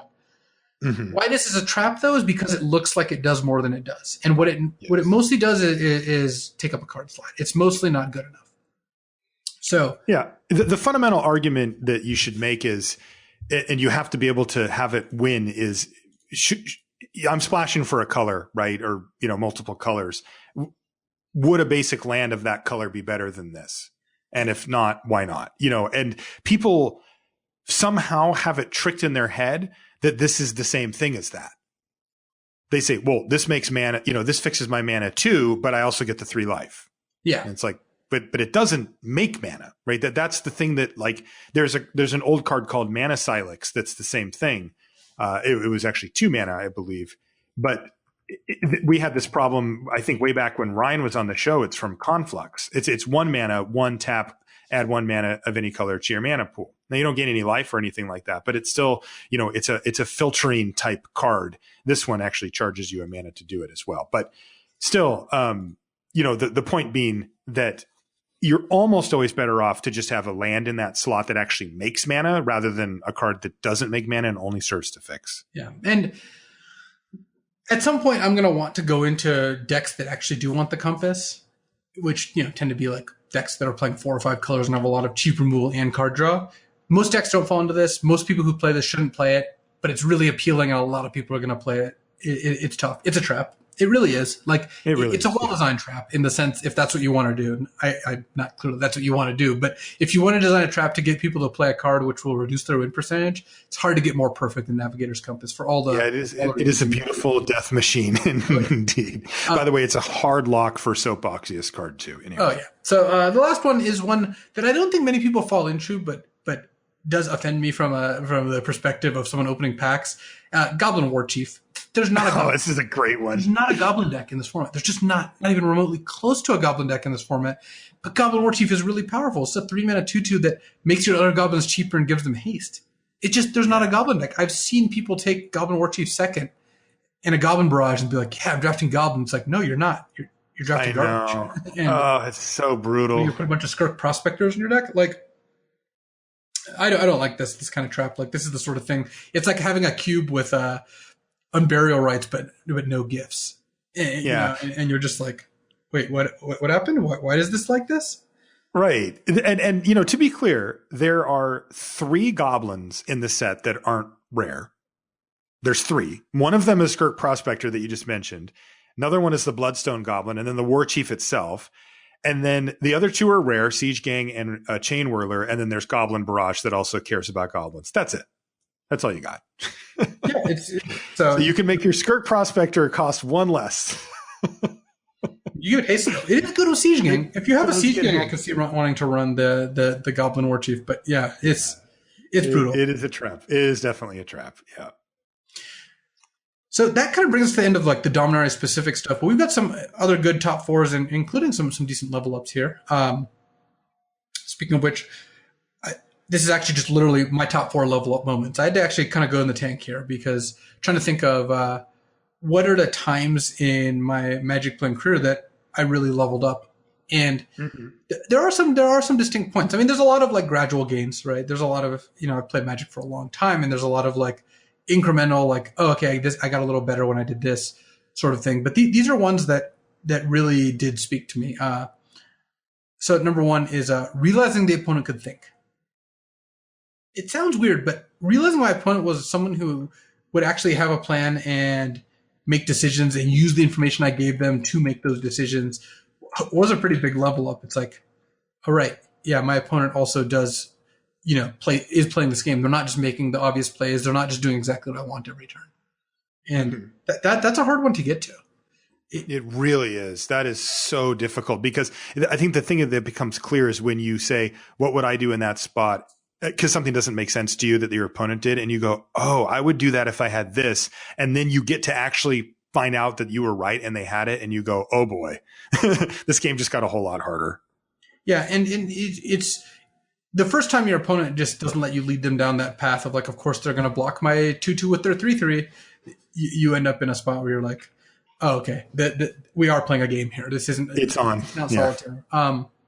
Number 2 is, I think, the first thing I talked about when I was on the show, which is having a plan. And this in the context of building a deck, like when I was drafting, is try to draft the deck with a plan. Try to not just draft a pile of good cards because piles of good cards are easy to draft, and it seems like that's where you should start. But where you really level up is when you realize, like, wow, my black-red removal deck does not want a 3/3 for 3. Or my Saproling deck would actually rather take a Saproling card over an Eviscerate. And these are just things that will happen once you start building your deck with a plan. Number 3 is just an easy heuristic, which is spend as much mana as you can each turn. There's times to deviate from that. I'm not one to say that you should always do it. That's the whole point of heuristics. We did a whole episode on that. But there is definitely the one of the things that like really helps me tiebreak and play a lot better, I think, is that you should try to, when in doubt, spend the most mana. When you don't have enough information about what your opponent's going to do or what your next draws are going to be or what you're leaning towards, spend the most mana. And when you play a 4-drop on turn 4 and on your 5th turn you play a 3-drop and a 2-drop, you're going to feel really smart. So that was a really big gain for me. And then lastly, this is a slightly more complicated one, but evaluating a draft pick against your future picks, not just the cards you already have. And that was That was a really important one to learn, because when you like, this was exactly like kind of what happened in that draft with Adelies that I was just talking about, where I had 2 green cards and 2 black cards, and I was looking at, Adelies and another black card in the pack. And the calculus isn't, is Adelies better than these, 3 black cards? It's, what is my future value of taking Adelies going to be? And in this particular case, it was much higher to, I think, take the gold wizard on pick 5. But you get into a lot of trouble if you end up trying to evaluate based on what you have, not what you'll get in the future. Because the whole point of reading signals is what you're going to get in the future, not what you have right now. Yeah, that's a major level up moment when that sinks in. I have 4 level ups. Alrighty. As well. My first one I learned from you. It is use all your mana. You mentioned it, same reasoning. But that, when we played in that community cup and you were giving me advice, that really did sink in for me, that should be my baseline. That's the thing that really sunk in, was that I should work towards doing that and then look at the times when it's not correct to do so as the exception, rather than what I was doing before, which is kind of, I think my baseline was cast the best spell that I can each turn. And that isn't necessarily the case. It was actually more important for me to use up my mana. The next one was the concept of denying my opponent draw steps. So if I can try to close out a game, to close out the game so that my opponent gets fewer chances to try to draw a card that can get them out of the situation when that's relevant. Now, there's times when that isn't, but when it is, that's a big concept that I was like, if I can take a turn off the clock here, that's one fewer card that my opponent can find to get themselves out of this position while I'm ahead. Next one was about inevitability. I remember talking to my friend Zame and trying kind of a challenge in a draft where I just sort of refused to attack and just to let the game go. And because I was always like too aggressive, I was always trying to close the game out as soon as I possibly could, kind of taking this denied draw steps to like way too extreme, where I would be putting myself at a disadvantageous position to do so. And so I decided to go completely the other direction. And I learned a lot about that, about the idea of generating such a huge amount of advantage that you realistically, under all circumstances that you would ever really see, you can't lose, and making sure that the decks that are building towards that have the ability to do that, and give myself backup plans as well. And then the last one, these aren't in order. I learned this one pretty early, actually, are that in many ways, creatures equal removal. And what I mean by that is I used to use my removal. Yeah, I used to use my removal on what was in front of me. Right? If my opponent played a card, I would kill it, because that's what I thought removal was for. And early on, I realized that if I could use my creatures as blockers to interfere with my opponent's creatures, then I could use my removal on the spells that I couldn't block or couldn't defeat otherwise. And that was just a 1-2 kind of thing that I went, okay, I see. I don't just use my removal on whatever's there because I can. I try to leverage my creatures as my defenders, as my blockers, to force my opponent to get through those. And then I can either save the removal, or if they do get through them, use the removal on the creature. And it just makes it hard for your opponent to have all of it, right? Like, it's hard for them to like curve out, have a combat trick, have a removal spell for your next blocker, and still have a bomb in their hand with all the mana to cast it. Like, they can't do everything. And if they do, sure, you shake their hand and you say, great job. But, I really started to try to conserve my removal at some point and leverage my creatures. And that's served me really well, in certain types of archetypes. I think we got next. I think we leveled up a good amount. That's what it sounds like. Definitely. What's the next one? Here it is. The top 4 concepts to be better at limited. These are some of the ones that I just came up with at the top of my head, but I thought they'd be good talking points. One of them is don't be results oriented. When Ryan was on, he would say decisions, not results, right? This is just a focus towards the process of making good decisions and understanding the information you had available to you at the time of that decision, rather than focusing on it didn't work out and therefore I must have made a bad decision. That isn't necessarily true. And I think that if you can internalize that, that'll spread out to all of any games you play, and even in real life as well. And along that lines is the trust the process, which is a saying that's come up in basketball, but it's based on the same type of mentality that we have here on LR and we've had for this whole time, which is that as long as you understand that you're doing the correct things over and over and over, or at least doing your best to do the correct things, you will experience success. It may not happen in the time frame that you want it to, like immediately. These things do take time, and we are dealing with a high variance game that has a lot of swings in it. But if you do the thing correctly over and over and over and over and over, you're going to get the results you want eventually. Use your mana efficiently. Look, we both mentioned it on our top 4 level up moments, so that's the same concept there. I think that is just a really important part of being good at limited. And then it should show you something that we both put it on our list, and then you put it on this that is in the top 4 list. Like, one of the episodes I think is the most important that we've done is the heuristics episode. So definitely, I think that we go really in depth about that, and that's one of the main heuristics actually. So well worth a listen. Mm-hmm. And then our last one, learn to draft decks, not piles of cards. Yeah, I mean, at the risk of repeating ourselves, which we did multiple times, it is interesting to see what we both consider are personally most important and most important in general. And we made these lists in isolation. So that's right.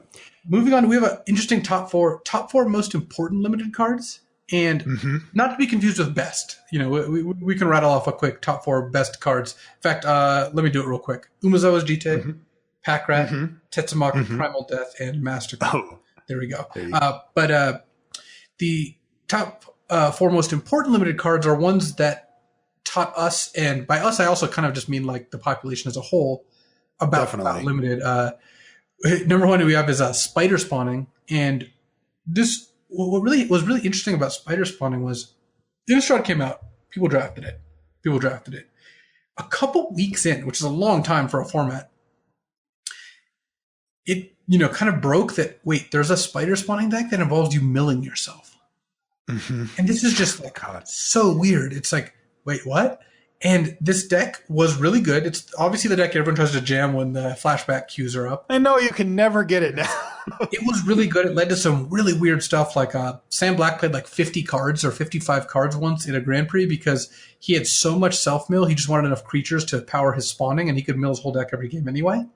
Like, this really taught us that not only was there things if you went deeper, there were some really weird and powerful ones if you did. Like, this was not obvious. This was just like a one-off card. The set wasn't really about this, and it was still just really, really powerful. Yeah, and to be clear, Luis means not just mill yourself, but mill yourself out. Yeah, like you were trying to get your whole graveyard. Yeah. Number 2 is Vampire Nighthawk, which, especially if you more recently started playing and saw its reprinting in one of the M sets, maybe not that impressed with it. It's just a fine card. Well, in Zendikar, this was either the best or second best card in the entire set. It's a 3-mana 2/3 flying lifelink. Death Touch as well. Yep. And that doesn't sound great, but it turns out that format was so fast, and Nighthawk was so good at shutting down offense and cracking in for 2 and, trading for anything, including a combat trick, getting you a bunch of life. Nighthawk was one of the best cards in the entire set, and that really showed you how much context matters and how this could be one of the best cards in the set, despite the fact that this does not fit the profile of what the best cards in the set frequently are. It's a small, flying, uncommon.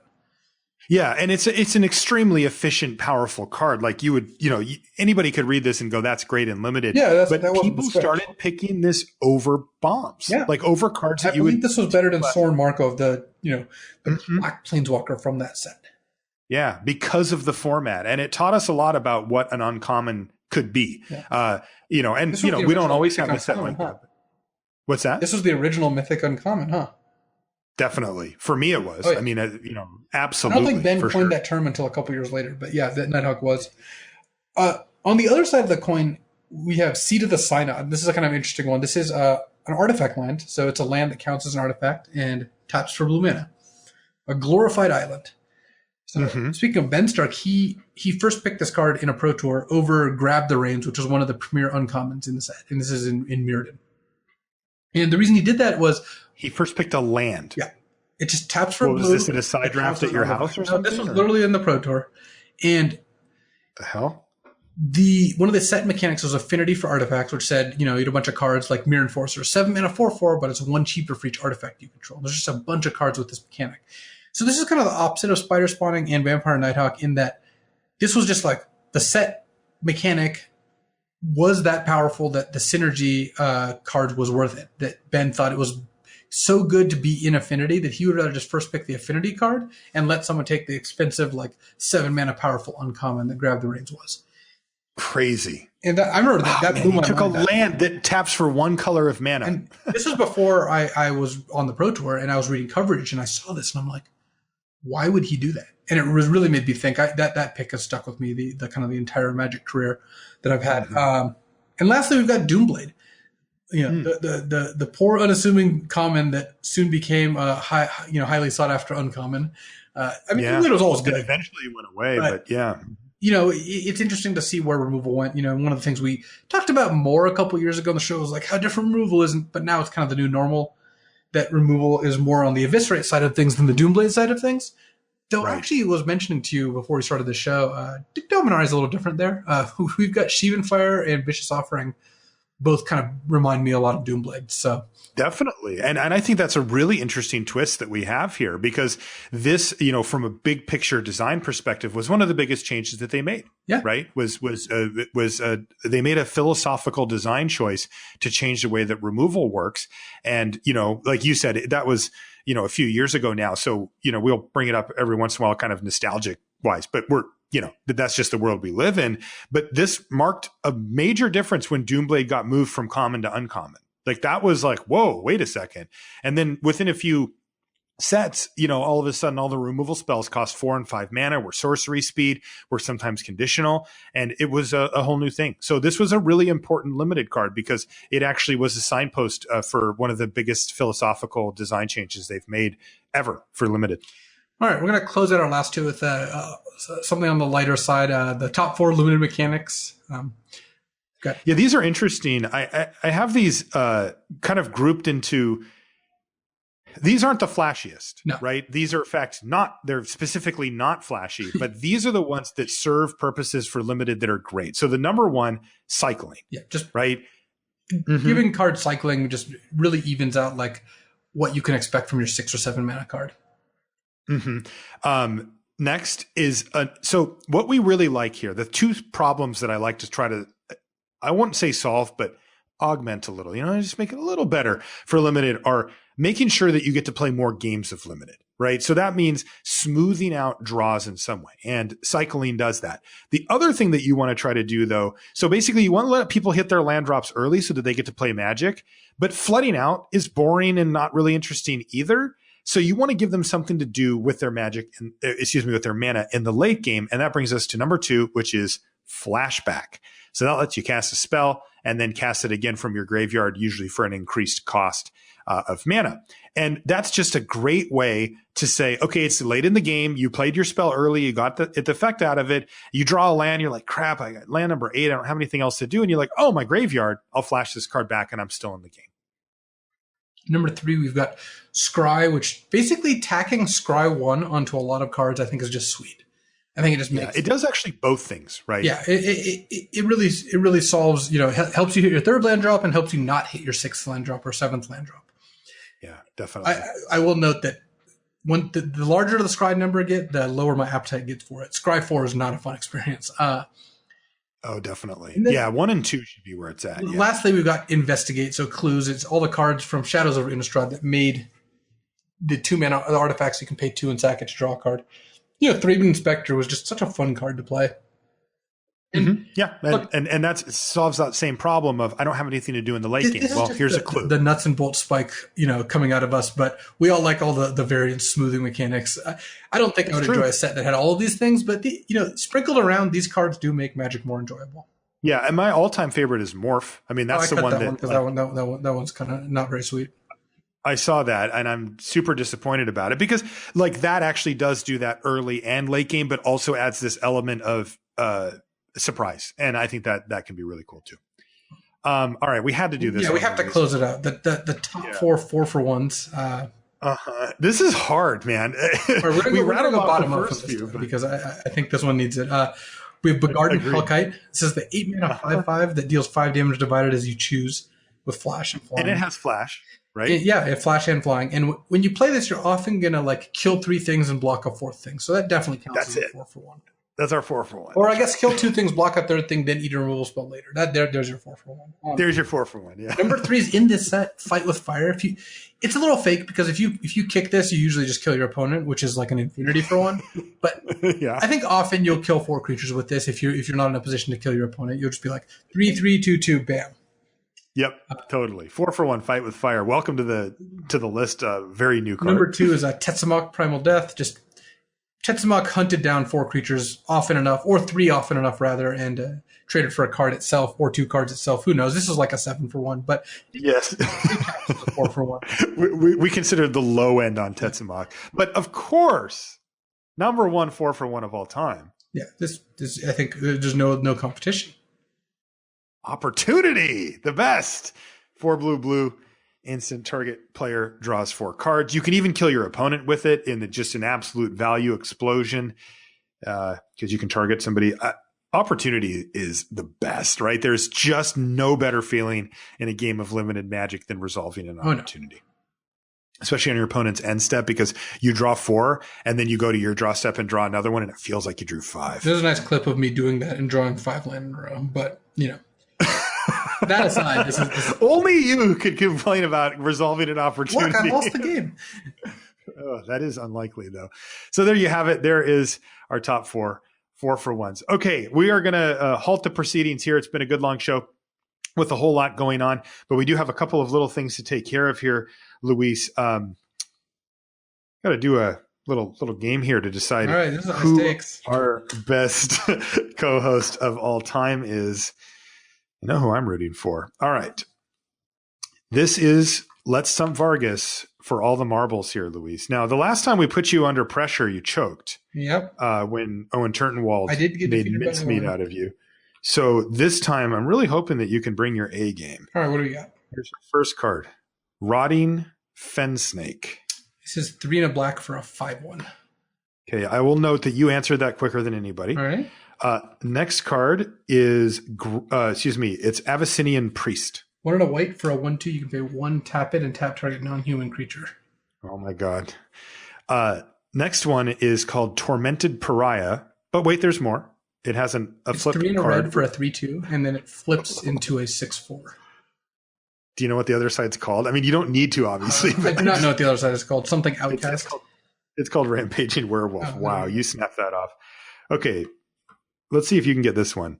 Blood-Crazed Neonate. 1 and a red for a 2/1. It must attack if able, and then when it hits the opponent, it gets a +1/+1 counter. Oh God, 4 for 4. Okay, this is I know my Probably Innistrad. the- I drafted a lot of this set. yeah, but all of us did. All right. Yeah, this is getting scary how quickly you're snapping these off. This one I actually thought was going to be one of the hardest, but 2 of our 3 previous co-hosts actually got it. Brain Weevil. Oh, it says 3 and a black for a 1/1. It's unblockable, and you can sack it to make your opponent discard 2 cards. Or maybe it does menace, and you can do it as a sorcery. Okay, you got there. It actually has Intimidate, Intimidate. but I'm going to accept Menace. Yeah.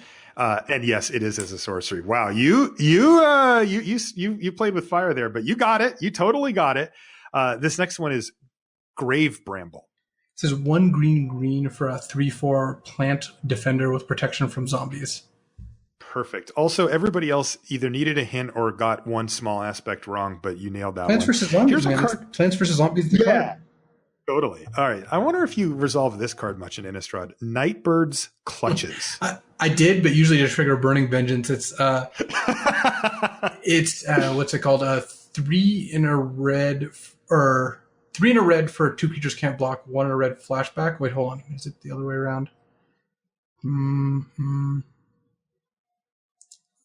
I think it flashes back for 2 and costs 4. It doesn't. It's the other way sorry. around. Shoot. Okay. It's okay. You've got 6 right and 1 wrong. Now, I'm going to tell you here as well, we're only doing 10. I pulled the easy ones out. I pulled Dissipate and other stuff. Okay. You're in the uncommons now. There's 2 of them. Lantern Spirit. Oh, 2 and a blue for a 2/1 flying. You can pay a blue to return it to your hand. Wow. No hesitation. Butcher's Cleaver 3-mana artifact equipment. You can pay 3 to equip it. It gets +3/+0. And if it's a human, it has lifelink. Yes, that is correct. And that means that we have one card left. It is a rare. It is Back from the Brink. It says 4 blue. It's an enchantment, and you can you can shorthand this if you want. Yeah, you can flash back a creature from your graveyard to make a token of it. That is correct. You did it, buddy. You're number one. Man, I missed Nightbird's clutches though. You did. You did not perfect it, but Luis Scott-Vargas rips off the 9-1, and you know what? You needed to, because Brian Wong went 8-2. Oof, what did he miss? He missed. Let me look here. Oh, he missed Butcher's Cleaver. He thought it gave trample, but then he remembered that he was just conflating it with Loxodon on Warhammer. Right. And I think he missed Blood. I think he thought Blood-Crazed Neonate was the what's the 1-mana Neonate? The Crossways Vampire. No, the new one, the one that you sack and you can discard a card, draw a card. That thing. Yeah, and then the other two guys both actually put up a very respectable 6-4. Considering that they were blindsided and they've never played this game before. Yeah, that's fair. But you did it, man. All you right. settled you settled it once and for all. I will accept this as the method for choosing the best co-host. Yeah, okay. And you didn't need to use your Pro Tour top page tiebreaker. So great job. All right, that is going to do it for this very special 4-for-1 episode of Limited Resources. Also, of course, just have to say thank you to all the listeners and supporters and everybody that helps make our community and our show what it is. We really, really appreciate all the feedback, all the tweets, all the emails, everything that you as a community do for Luis and I. We love bringing you the show each and every week, and we feel really lucky to have such a great group of people supporting and interacting with us every single day. Thank you so much for listening to the show. I want to remind you the show is brought to you by channelfireball.com. That's the place to go for everything you need. Magic related, you can also sell your cards back to them. Don't forget that. You can get 30% trade-in bonus on store credit if that's what you're going for. Trade those pile of rares in for a box of Dominaria or whatever it is that you happen to want. It's a really good deal, and you should take advantage of it. Don't let those cards collect dust, rotate out, and then become worthless on you. You can get some good value out of them. If you want to find anything related to the show, lrcast.com is the place to do it, including links to the Patreon we mentioned before, to streams. Luis, you talked about your stream a little while ago. You got a link to your stream on there if you want to find it. It's all right there on the front page. And then you can also find a backlog with every episode of LR ever. When I moved over, we were a few hundred episodes in, and I took a couple of weeks and I moved over every single one by hand, and they're all there. It's this big archive of episodes that you can go back and listen to, shows by John and Ryan and Brian. And even when Luis first came on the show, you can find all of those at lrcast.com. That is going to do it for this one. We'll see you next week. Okay, so John did a sign off. So I'm going to play his intro to the sign off, and then we're going to play the sign off. See you later. Oh, Sutcliffe, while I have you, I went back to an old episode of LR to prep for the show. And I really think you could use an editor, like someone to cut out the ums and the ahs and really focus on the content that the listeners care about. So lucky for you, I consider myself somewhat of an audio wizard. I've been practicing while I've been away, and I made you a demo. So, take a listen. My name is Marshall. I'm one of your Limited Resources. Let's talk a little bit about really one of the premier places on the internet. Mix them all together and see what you come up with. They're known for that. I'm reaching people, spoken in hushed tones. Everybody listens when he talks. He's John Laux's Brian Wong heckling you. Well, I don't know what that says about you, John. We're going to do things a little bit differently, firmly, and some different angles. This is Brian's idea, and I think it's really cool. We've got our hands on it now, but it's still... And you're back at square one. You really have to learn how to do these things yourself. There's two main things that I think about. The problem with this plan, I don't really see how that's helping me, how I feel. You need help, and you need it fast. You need to get more or bigger or both. Big picture looks. Oh, absolutely. They're pumping the fist. And all of a sudden, I'm a little bit off the hook. And that's what you're looking for. That's definitely what I'm looking for. It's one of the most happy things that you can have. You're not excited because sometimes you just die or whatever. Desperate acts are often needed, and this seems like a fine one to help get you back in the game, if you know what I mean. A faint glimmer of hope, and now it's completely gone. It's not really that great. It's an absolute blank. And I just didn't like it. In a parody situation, it could do some interesting things, but for the most part, it's probably not that impactful. And it's really weird. Right. Okay.